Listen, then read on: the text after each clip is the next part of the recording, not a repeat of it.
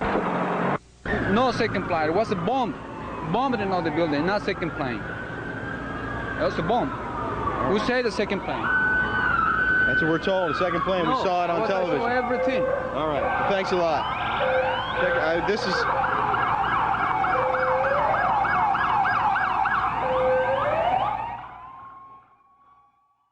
Idea of how much of the plane actually impacted the building. You know, it might have appeared that way, but from my close-up inspection, there's no evidence of a plane having crashed anywhere near the Pentagon. The only site is the actual side of the building that's crashed in, and as I said, the only pieces left that you can see are small enough that you could pick up in your hand.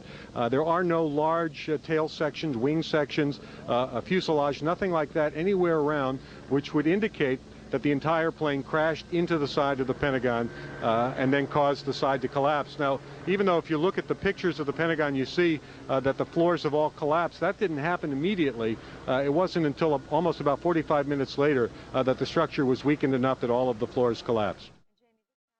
Jeff, it's a United Airlines plane, it's believed to be at that site outside Pittsburgh, isn't it? That's exactly right, John, with 45 people total on board. And one of the more profound things today, the imprint of terrorism seared not only on Wall Street but also on Main Street. Here you have an area 80 miles to the southeast of Pittsburgh, and this plane, which went down at about 10 o'clock this morning.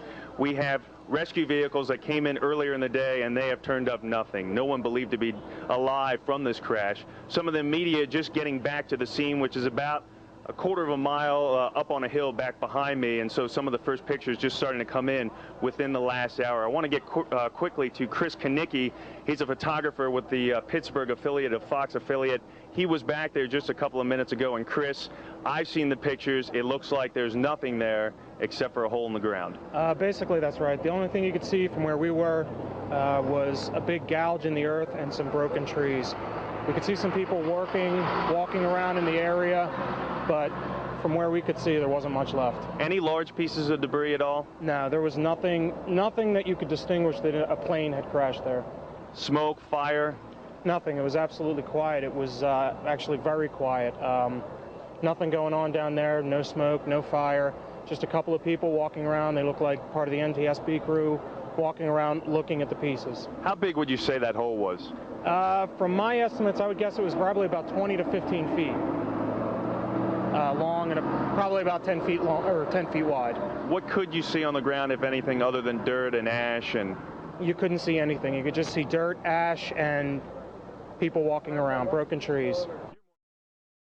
Says that City Hall in Oakland will remain open. It will be business as usual. He is urging people to remain calm. Given what is going on, remain calm.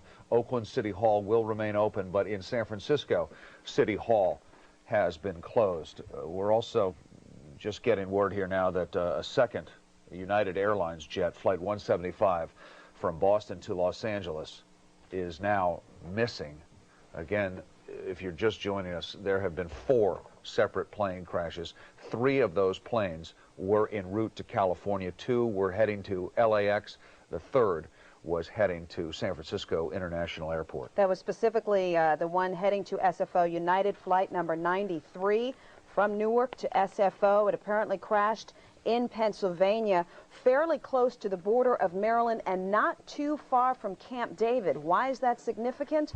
Because one of the groups possibly claiming responsibility for all these terrorist attacks is the Democratic Front for the Liberation of Palestine, and it was this week in 1978 that the Camp David Accords were reached. Is there a connection? At this point, we don't know, but it is important to be aware of that situation.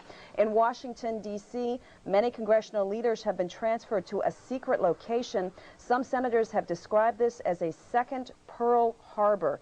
And President Bush was in Florida this morning, but he made a brief announcement when the first attacks were clear on the World Trade Center, and he was heading back to Washington, D.C. At this point, we don't know exactly where he is. They're not really broadcasting that information, but we are told that the president is safe right now. We're waiting for a press conference to start in San Francisco from the Office of Emergency Services to discuss what the situation, what the city's reaction to all of this is going to be. But again, right now in San Francisco.